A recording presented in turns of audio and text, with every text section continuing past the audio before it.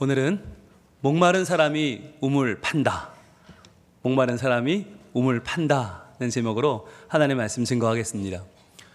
우리가 지금 3주째 목마름에 대한 말씀을 나누고 있는데요. 여러분 지난 한 주 어떻게 잘 지내셨습니까? 네, 목마른 가운데에서 우리의 목마름을 해결하시는 주님을 만나고 찾고 주님을 모시는 삶을 사셨지요? 네, 우리 지난주 말씀 한번 볼까요? 띄워주시죠. 우리가 목마른 진짜 이유가 무엇인가? 우리는 왜 목마르게 살아가는가라고 하는 거였어요. 그런데 우리의 이 시대를 목마름에 대한 무지와 나태의 시대다라고 정의했죠. 왜냐하면 목마른지도 모르는 거예요. 뭐 이 정도면 살 만큼 살고 예전보다 좀 나아졌잖아. 풍족하고 뭔가 있어 보이는 번쩍번쩍하는 현대의 모습을 보면 핸드폰 들고 다니고 자가용 타고 다니고 다들 멋있어 보여요. 그런데 목마름에 대한 무지와 나태를 우리는 경험하고 있다. 왜냐하면 분명히 목이 마르긴 하거든요. 분명히 내 삶에 채워지지 않는 빈자리가 있는데 왜 목이 마른지는 알지 못해요. 관심도 없어요. 그냥 목마름이 고착되어서 인생이 다 그런 거지 뭐 라고 살아가는, 하루하루 버티고 살아가는 우리의 모습은 아닌가 하는 것입니다. 자, 그래서 세상은 말합니다. 재물 있으면 되지, 명성 있으면 더 좋지, 건강까지 있으면 정말 금상첨화고 여기에 관계까지 좋으면 다 되는 거 아니야? 이거면 인생이면 다 되는 거지 라고 세상은 말해요. 그래서 대체 뭐가 목마르다는 거야? 라고 우리에게 묻곤 하죠. 대체 뭐가 문제야? 라고 하는 거죠. 그런데 여러분, 진짜 인생의 문제는 재물도 명성도 건강도 관계도 다 채울 수 없는 빈자리가 있기 마련이죠. 그게 바로 하나님의 말씀에서 하나님이 우리에게 주시는 하나님의 마음인데요. 우리 한번 같이 지난주 말씀 이사야 55장 2절 말씀 읽어봅니다. 시작. 너희가 어찌하여 양식이 아닌 것을 위하여 은을 달아주며 배부르게 하지 못할 것을 위하여 수고하느냐. 내게 듣고 들을지어다. 그리하면 너희가 좋은 것을 먹을 것이며 너희 자신들이 기름진 것으로 즐거움을 얻으리라. 아멘. 하나님 말씀하십니다. 우리가 은을 달아주며 수고하는 모든 것들이 양식이 아니라는 거예요. 배부르게 하지 못할 것을 위해서 우리가 지금 헛된 수고를 하고 있다는 거예요. 그걸로 만족하고 그걸로 충분하다고 말하는 것들이 실은 거품이다. 그거 아무것도 아니다 말씀하시는 거예요. 왜 그럴까? 왜 우리에겐 중요한 것인데 하나님께는 이것이 양식이 아닌 것이고 이것이 배부르게 하지 못하는 것일까? 여기에 대해서 우리 주님은 이렇게 말씀하시죠. 썩을 양식이라고요. 썩을 양식을 위해서 일하지 말고 영생하도록 있는 양식을 위해서 하라. 그런데 그 영생하도록 주는 양식은 바로 인자가 너에게 주는 것이다. 예수님께서 주시는 것이다. 예수님과의 만남이 중요하다는 말씀을 주시는 거죠. 그러면서 우리에게 이 목마름을 해결할 수 있는 방법으로 제시하신 것은 바로 내게 듣고 들을지어다였어요. 샤마흐라는 동사는 귀로 듣는 게 아니라 듣고 행하고 순종하고 또 신뢰하고 또 듣고 행하고 순종하고 신뢰하는 내 삶의 연속이라고 했죠.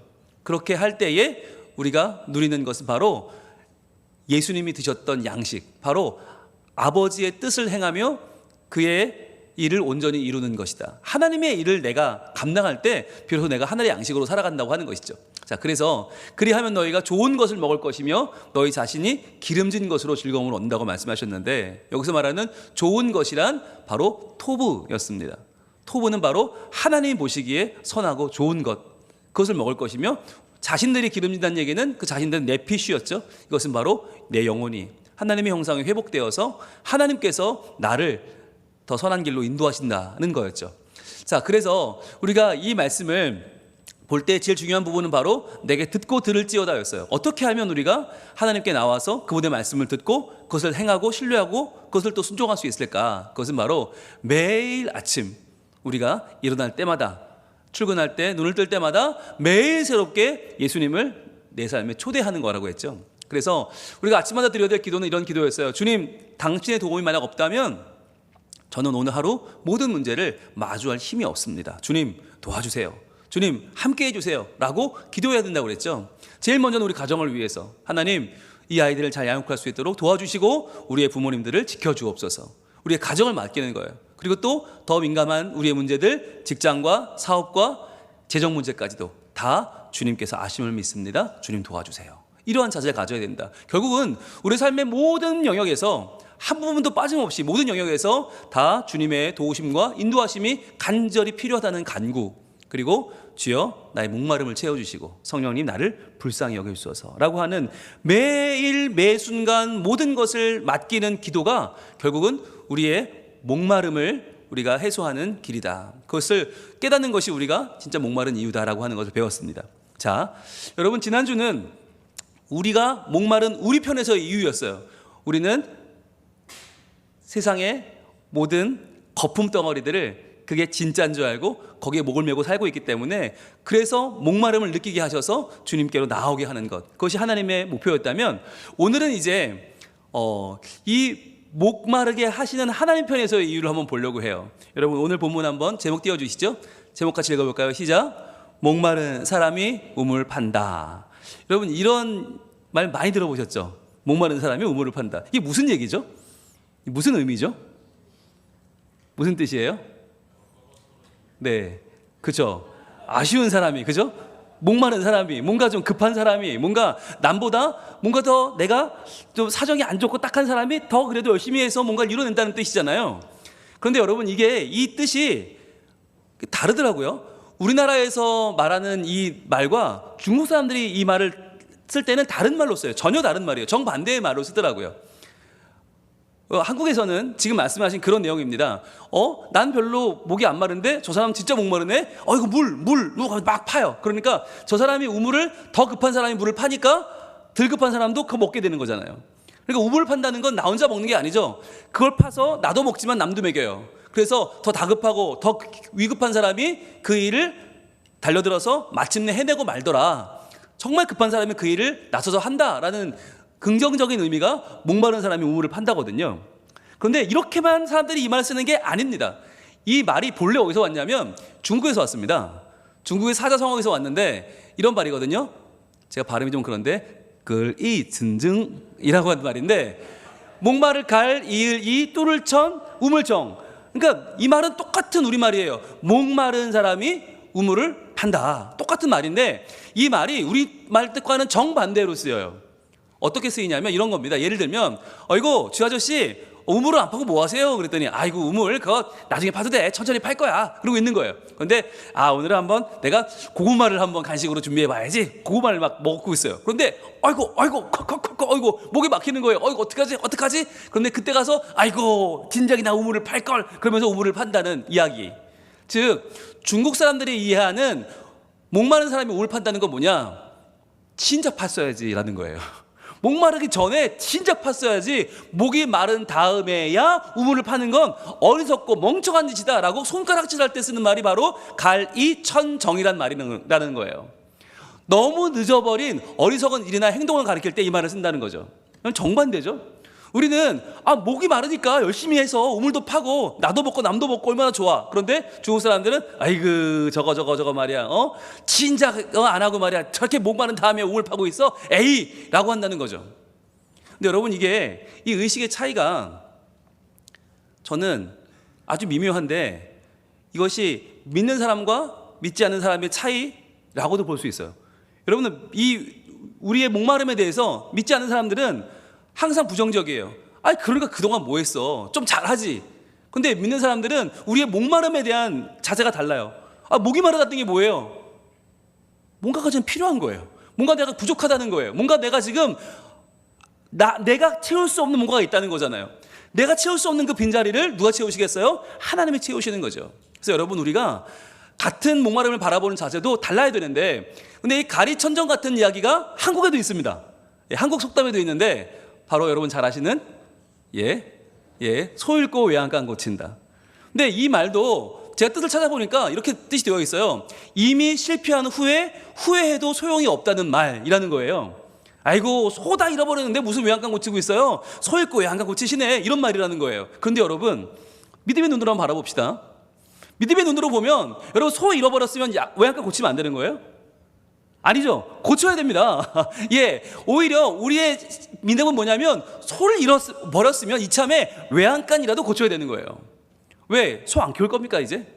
한 마리 없어지면 이제 소 안 키울 거 아니잖아요. 키워야 되잖아요. 그러면 한 마리 잃어버리고 이참에 외양간 고쳐서 이제부터 잃어버리지 않으면 되는 거 아니에요. 여러분, 믿음이란 무엇인가?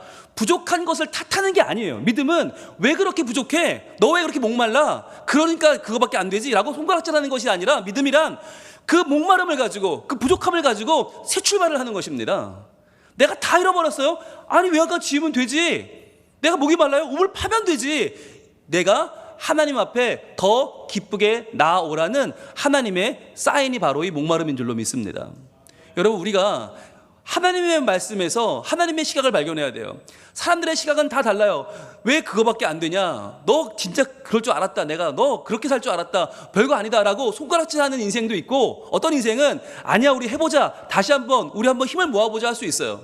과연 무엇이 더 신앙적인 눈인가? 오늘 목마름 시리즈 세 번째, 이사야서 55장 3절 이렇게 이어집니다. 같이 읽습니다. 시작.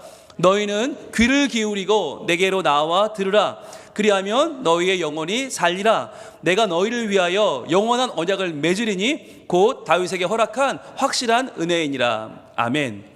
여러분, 이 말씀에서 반복되는 단어가 나옵니다. 3번이나 반복되는. 여러분, 유대인의 사고방식에서 3번 반복은 완전수거든요. 굉장히 중요한 단어예요. 뭐가 있을까요? 찾아보세요. 네? 너희. 그렇습니다. 너희라고 하는 말이 1번, 그리고 2번, 그리고 3번 반복돼요. 여러분, 이 너희가 누구죠? 바로 1절에서 말했던 목마른 자들아 였어요. 목마른 자들아 다 내게로 오라 였어요. 목마른 자들이 너무 중요하니까 너희 3번이나 강조하고 있습니다. 하나님은 목마른 사람을 내치시거나 목마른 사람을 손가락질하거나 목마른 사람을 비웃지 않으시고 그들을 지금 초대하시고 그들을 품어 안는 거예요. 목이 마르지? 얘들아, 너희가 그 목마름을 가지고 해야 될 일이 있어. 목이 마르기 때문에 더욱더 간절하게 해야 될 일이 뭐냐면 바로 이거야. 너희는 귀를 기울이고 내게로 나와 들으라. 여러분, 이것도 삼중 명령입니다. 너희 3번 나왔죠? 완전수입니다. 삼중 명령도 완전수입니다. 하나님은 지금 완전하게 우리의 목마름을 해결할 길을 보여주고 계신 것이에요. 왜 목이 마른지 아니? 그거 내게로 귀를 기울이고 내게로 나와서 내 말을 들으라고. 즉, 우리가 하나님께 더욱 집중하고 우리의 모든 존재가 세포 하나하나까지 다 하나님께 나아가게 하려고 이 목마름이 있다고 하는 것이에요. 즉, 그러니까 목마른 자는 우물을 파야 되는 겁니다. 손을 잃어버렸으면 외양간 고쳐야 되고요. 우리 마음에 허전함이 있으면 우리는 더욱더 주님께로 나아가야만 하는 것입니다. 그래서요, 여기서 말하는 귀를 기울이고 내게로 나와 들으라. 여러분, 이 명령을 오늘 우리 마음에 품기를 소망합니다. 그리하면 어떻게 돼요? 너희의 영혼이 살리라 말씀하시는 거예요. 여기서 말하는 영혼이 뭐냐면 우리가 지난 2절에서 봤던 네피쉬입니다. 네피쉬가 뭐라고요? 호흡이라고 그랬죠. 호흡, 들숨과 날숨, 이게 네피쉬인데, 여러분, 그런데 지금 우리 숨 쉬고 있잖아요. 우리 하나님께 나가지 않아도 우리 아무렇지 않게 숨 쉬고 있는데요. 여러분, 이 숨은 무슨 숨입니까? 이 숨 쉬면서 시간이 지나면 어떻게 됩니까? 우리는 다 죽습니다. 죽음을 향하여 가는 숨을 지금 쉬고 있는데 우리가 목마름을 가지고 하나님께 집중하여 그분께 나아오면 어떻게 돼요? 너희의 영혼이 살리라. 즉, 영원한 생명, 하나님과 함께 공생하는, 하나님과 함께 동행하는 우리의 영원한 생명을 사는 호흡으로 바뀐다는 말이에요.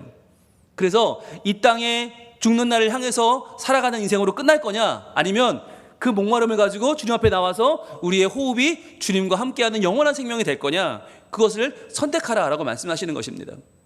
그런데 여기서 끝나는 게 아니고 정말 주님은 우리에게 우리가 믿을 만한 확실한 약속을 주시는데, 그것이 바로 내가 너희를 위하여 영원한 언약을 맺으리니, 이거예요.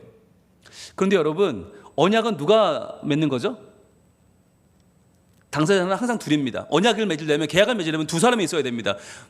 나와 너희죠. 즉, 내가 너희와 언약을 맺어야 되는데 이게 아니라 내가 너희를 위하여 언약을 맺어요.